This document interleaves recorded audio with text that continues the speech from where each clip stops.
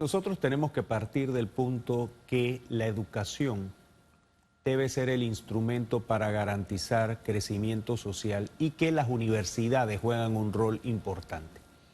Sin embargo, yo creo que la UNACHI, todas estas situaciones que se vienen conociendo cada vez que hay una presentación ante la Comisión de Presupuestos, dejan muy mal parada la credibilidad que tiene la universidad.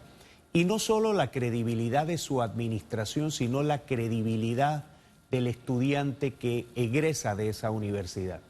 Todos sabemos el ranking que tiene la UNACHI, que está muy por debajo de muchas universidades, tiene un presupuesto importante de casi 120 millones de dólares, y lo que estamos viendo es que esa administración y esa gestión no ayuda a elevar la calidad de la educación que se requiere en la provincia y de sus estudiantes, y por el contrario pareciese una finca personal en la que se toman las decisiones en base al amiguismo, a la familiaridad y a condiciones que no van relacionadas con la calidad que debe proyectar en sus egresados y en su formación la universidad. Es muy lamentable, de mucho pesar.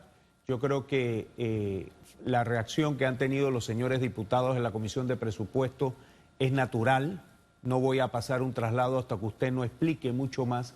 Pero más allá de eso, esperamos que se pueda hacer una evaluación, primero de la calidad de la educación que se da en ese centro de estudios y del uso de los fondos que corresponderá a la Contraloría, lo cual esperamos con el Contralor que entre el 1 de enero al frente de esta entidad, se pueda hacer una auditoría independiente, una auditoría imparcial, y que podamos conocer la efectividad que ha tenido el uso de los recursos en este centro de estudios. ¿Cómo enmendar situaciones como esta, no? Porque ya hemos visto a lo largo de los años el manejo que tuvo la Comisión de Presupuesto.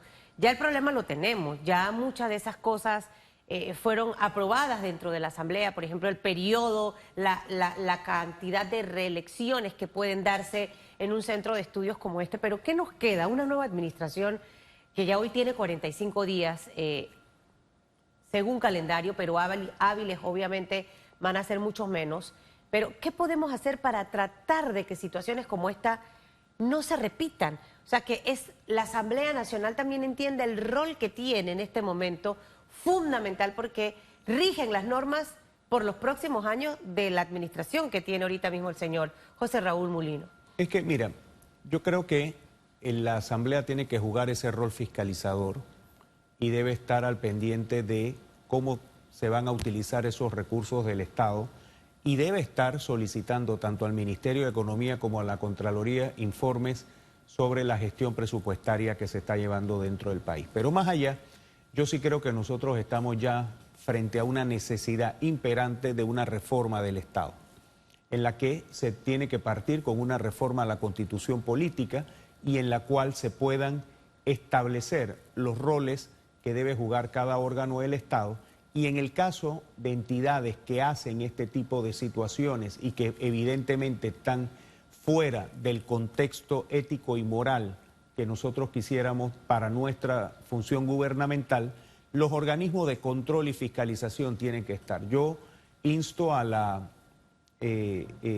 Contraloría General de la República, a la Autoridad de Transparencia, a la ANTAI, porque tenemos que dar cuenta y dar información de lo que estamos haciendo, porque la gestión pública tiene que ser transparente y tiene que rendir cuentas. Si no hubiese ido a la Asamblea y no hubiésemos tenido diputados que querían conocer, esto no se hubiera sabido en la faz pública. Entonces, totalmente, yo creo que tenemos que tener esa responsabilidad como funcionarios públicos de rendir cuentas, de ser transparentes, de mantener un uso racional, el manejo de los salarios, de las posiciones, de los nombramientos.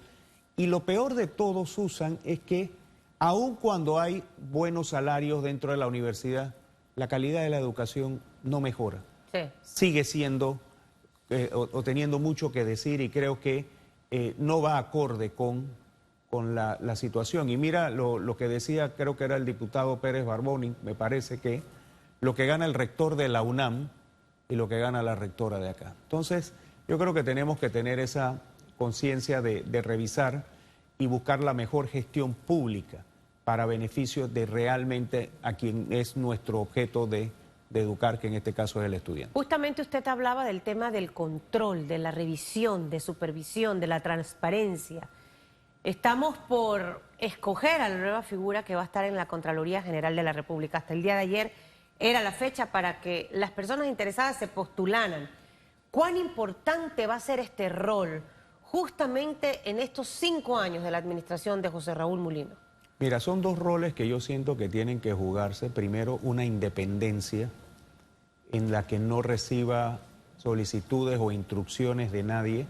La Contraloría tiene que ejercer su rol de fiscalización, tanto previo como posterior, conforme a los parámetros de ley. Y lo otro que debe tener el que vaya a regir los destinos de esta institución es conocimiento de gestión pública, porque tenemos que buscar la manera de facilitar y agilizar los trámites. Todos sabemos lo engorroso que es el proceso de fiscalización que tiene la Contraloría, principalmente en el control previo, y que atrasa la ejecución del Estado. Y yo espero que podamos digitalizar la tramitología, que la firma de refrendo sea una firma electrónica y que podamos tener mecanismos de mayor fiscalización más ágil, cumpliendo por lo que establece la ley. También creo que es importantísimo que nuevamente se vaya a revisar la ley orgánica de la Contraloría. Las reformas que fueron impuestas hace un par de años no van en favor de la transparencia y la excelente rendición de cuentas. Por el contrario, generan unas facultades que van a limitar lo que es la transparencia en la gestión pública. Yo creo que es importante que se pueda revisar.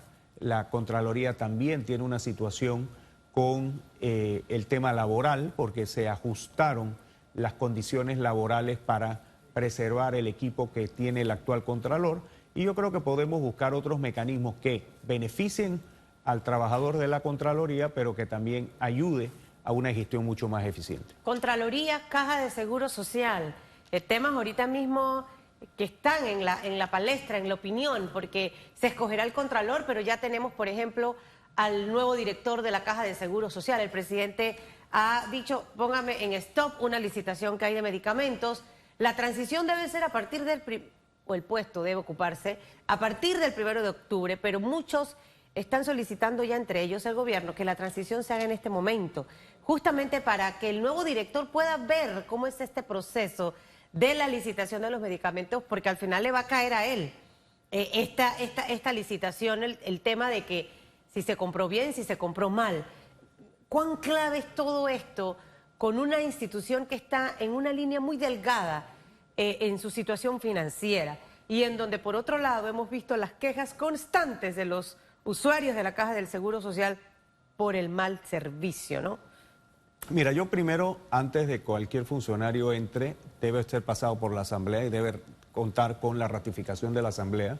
Yo entiendo que la Comisión de Credenciales va a discutir la nominación del licenciado Dino Mon la próxima semana, y ya una vez ratificado, que nada más lo que tiene que esperar la entrada en vigencia, pueda haber esa transición.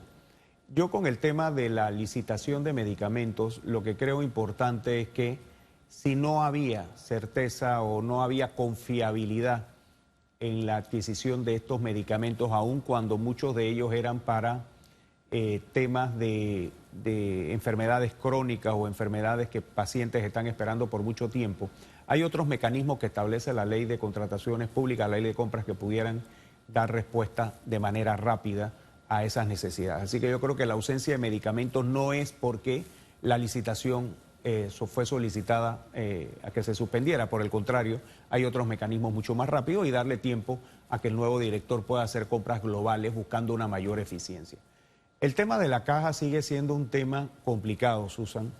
Yo creo que hemos visto la iniciativa que ha tenido el presidente de la República de buscar la manera de darle una solución al problema del Fondo de Invalidez, Vejez y Muerte, pero que requiere también de un gran diálogo, requiere de un gran consenso, y por eso él ha iniciado una serie de reuniones. Ya lo hizo con representantes de los partidos políticos, estuvo reunido con la Cámara de Comercio, con el CONEP, que aglutina a 28 gremios empresariales y representa casi el 70% de la actividad económica del país. Lo va a hacer próximamente. Estuvimos conversando con el ministro de la Presidencia tratando de encontrar un espacio de agenda del señor presidente, pero sí, yo creo que necesitamos una gran voluntad.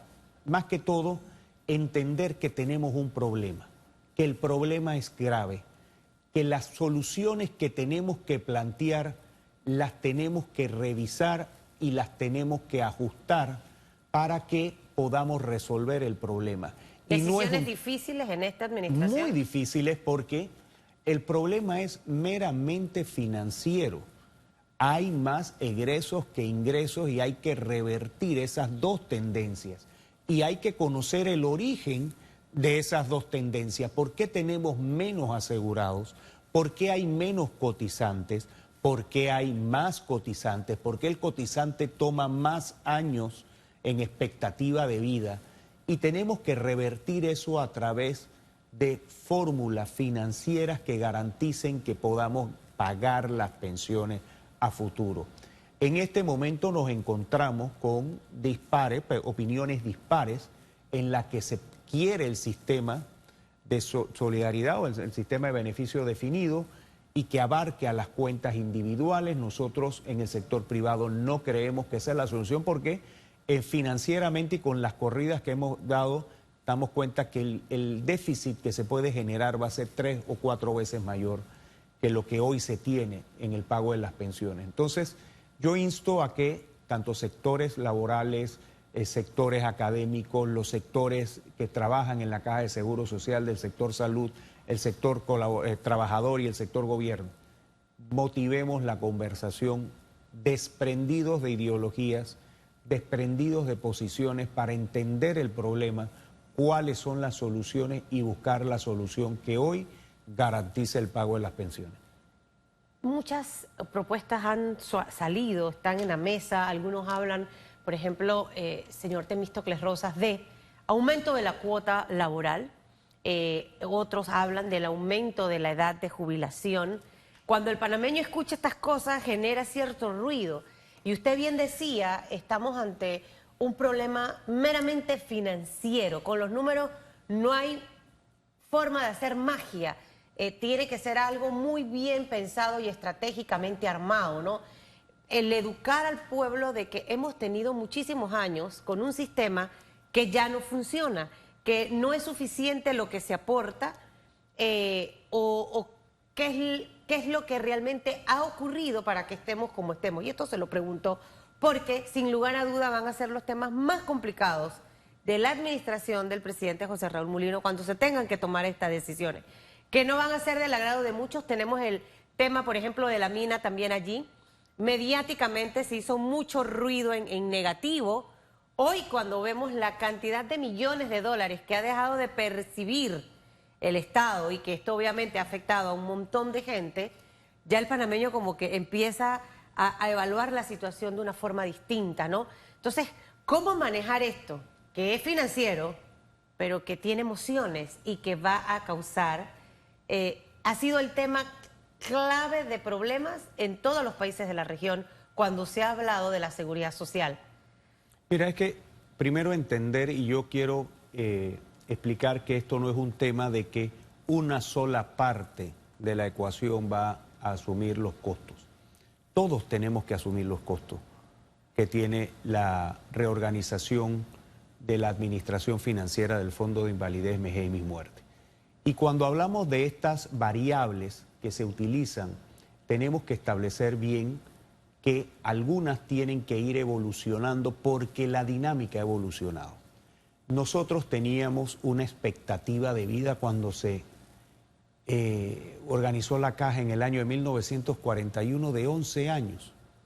Hoy estamos por arriba de 25 años de expectativa de vida después que yo me jubile. Evidentemente el aporte que yo hago, por más creatividad financiera que yo tenga, no va a garantizar el pago completo de mi jubilación hasta que yo me muera. Y eso definitivamente requerirá de otros ingredientes o otros elementos, que vayan a garantizar. Y sí, hablamos de edad de jubilación, donde Panamá tiene una de las edades de jubilaciones más bajas de la región. Cuba las tiene mucho más altas, 65 y 60 años. Para hablar, si queremos ver comparativamente con otras estructuras ideológicas que pueden tenerse, pero todos los países han tenido que ajustar su edad de jubilación, porque la expectativa de vida es así. Duramos más. Y si vamos con un avance de la medicina, en donde las enfermedades ya se pueden controlar, evidentemente vamos a vivir más tiempo. También tenemos como uno de esos elementos el monto que paga el trabajador y el monto que paga el empleador, 22% entre los dos. Se tiene que subir eso en una proporción más para un lado, más para el otro, equitativa para ambos lados. Nosotros como sector empleador estamos dispuestos a revisarlo y buscar un balance, porque también tenemos que aportar, es nuestra contribución. Tienes el número de cuotas mínimas que necesitas para jubilarte. Hoy son 240. La idea, como establece las corridas y los estudios, es que debe ser 300 cuotas. Yo sé que al panameño le dirá, bueno, tengo que trabajar 5 años más cotizando, pero eso es parte de las variables que tenemos que ver. Es parte del sacrificio que todos debemos asumir. Todos tenemos que hacer, y voy con las dos partes, porque todos los trabajadores y empleadores vamos haciendo esto. El porcentaje con que yo me jubilo, el porcentaje que una vez se me calcula el salario promedio, empiezo con 60%, y dependiendo si lo hice 1 o varios años después de mi edad de jubilación, va a tener un incremento. Eso es otra variable que nosotros tenemos que poner. ¿Y cómo se calcula ese salario promedio? Antes eran los últimos 5 años, ahora un promedio de los últimos 15, va a ser toda la expectativa de vida. O sea, cuando te marco estos 5 elementos, señores, necesitamos discutirlo. Vamos a hacer corridas, vamos a hacer proyecciones, vamos a buscar una combinación de fórmulas que ayuden a garantizar. Y sí, el Estado tiene que aportar también, porque cuando se hizo la ley en el año 2005 tenía compromisos que aportar, que no los ha hecho, que no los ha cumplido, y yo creo que también todos tenemos que encontrar esa responsabilidad.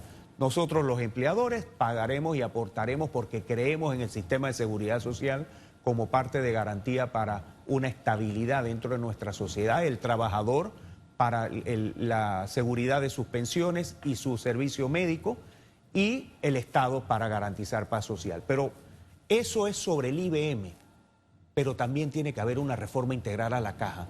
Queremos citas rápidas, queremos operaciones, queremos medicamentos, queremos una institución que no pueda y que no esté todos los meses viendo si el CIPE funciona, si la base de datos funciona. O sea, tenemos grandes retos con una contabilidad correcta, confiable y oportuna, con una información inmediata. Eso no lo tiene la Caja de Seguro Social.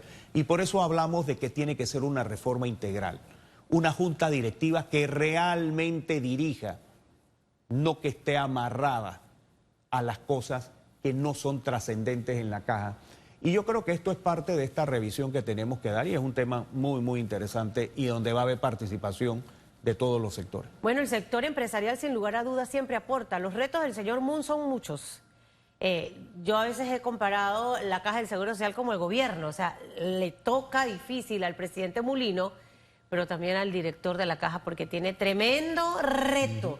Pero al final de los retos es que vienen las oportunidades, y otro de los temas en donde tenemos muchos retos y tareas pendientes, señor Rosas, es la educación de nuestro país. En este momento se habla mucho de este programa de escuela para padres, lo escuchamos en algún momento, pero no sé por qué Panamá tiene la particularidad que en un momento habla de una cosa, el tema se duerme.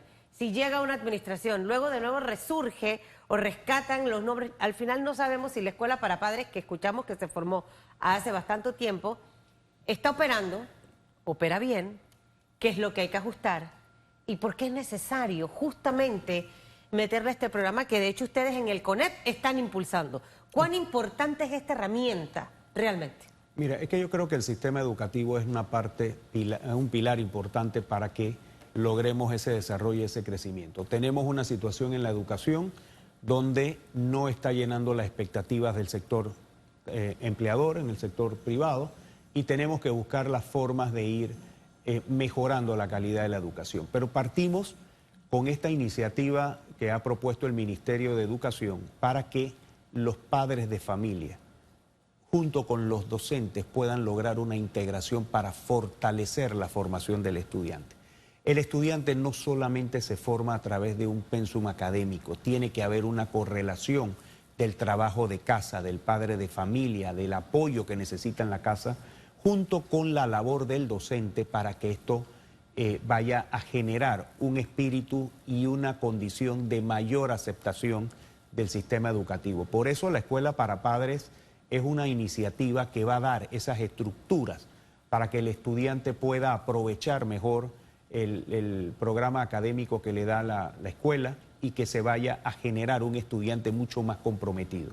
Nosotros como sector privado hemos aprobado y avalado pues la iniciativa y hemos exhortado al sector empresarial a dar las facilidades a los colaboradores para que puedan ir a estos cursos que se van a tener cada 3 meses, que duran aproximadamente 1 hora y que con ello van a reforzar el sistema. El ministerio está estableciendo las condiciones y cuando un padre de familia tiene varios acudientes, cómo va a funcionar para que vaya nada más a uno, el tema de la condición para el PASEU, que también se ha puesto porque así hay un interés de parte del padre de familia de participar y la comunidad educativa se vea reforzada, entendiendo la comunidad educativa, padres de familia, el cuerpo docente y la institución que se llama Meduca, que es la que va a estar participando, buscando al sujeto y objeto de la educación, que es el estudiante. Así que ojalá podamos ver resultados. ¿Cuándo arrancaría esto? Porque ya nuestro año lectivo prácticamente está ahí en la etapa final. Viene ahorita septiembre, octubre, noviembre y se acabó la escuela. Bueno, ya está para la próxima semana. El Ministerio de Educación ha coordinado por región, empiezan por el área de Bocas del Toro en nuestra provincia y de ahí va a ir corriéndose en distintas fechas hasta llegar acá al área de Panamá, que es la Dirección Provincial de Panamá y demás. ¿Qué tienen que hacer los padres, o sea, para poder participar de esto? ¿En su regional inscribirse o en la escuela donde está su hijo? ¿Participan aquí solamente las primarias o también en la secundaria, la intermedia?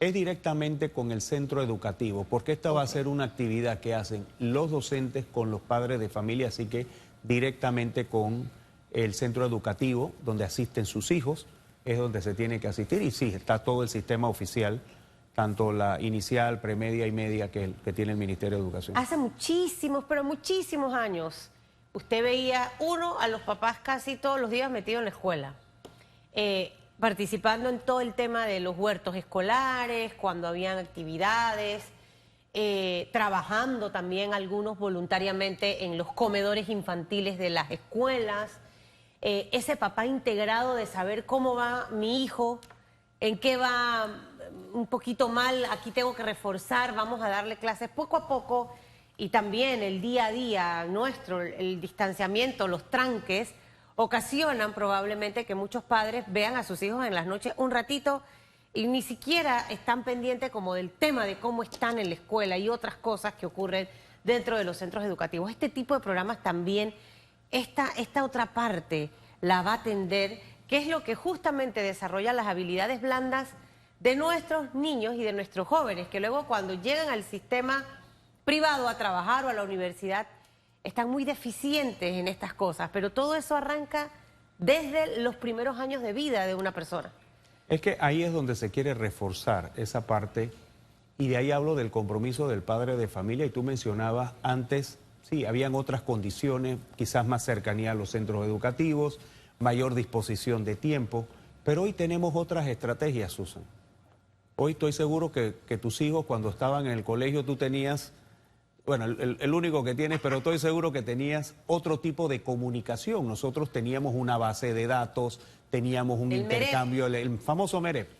Ya los míos están un poquito más grandes, ya se me olvidó el nombre. Pero sí, eso era una serie de integración. Pero es que el padre no puede desconectarse de la educación de su hijo. Sí. No es un tema de que yo te lo mando y tú me lo traes ya envueltito en lacito de regalo, listo para ir a la universidad. No, yo soy responsable de la educación de mi hijo.